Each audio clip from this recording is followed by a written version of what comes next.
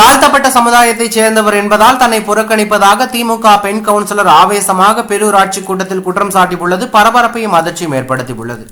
அந்தியூர் சிறப்பு நிலை பேரூராட்சி கூட்டத்தில் கலந்து கொண்ட திமுக கவுன்சிலர் கவிதா தன்னையும் தன் வார்டையும் சாதியை காட்டி புறக்கணிப்பதாக குற்றம் சாட்டியுள்ளார்.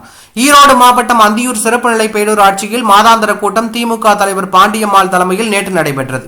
இந்த கூட்டத்தில் தான் தாழ்த்தப்பட்ட சமுதாயத்தைச் சேர்ந்தவர் என்பதால் தன்னுடைய வார்டு புறக்கணிக்கப்படுவதாக ஆவணங்களை காட்டி திமுக கவுன்சிலர் கவிதா கடும் வாக்குவாதத்தில் ஈடுபட்டார். இதனால் அதிர்ச்சி அடைந்த பேரூராட்சியில் மாதாந்திர கூட்டம் திமுக தலைவர் பாண்டியம்மாள் செய்வதறியாது முழிக்க திமுக கவுன்சிலர் கவிதாவிற்கு ஆதரவாக களமிறங்கிய அதிமுக கவுன்சிலர்கள் இருவர் கூட்டத்தை புறக்கணித்து வெளியேறி உள்ளதாக தகவல் வெளியாகி பரபரப்பையும் அதிர்ச்சியும் ஏற்படுத்தியுள்ளது.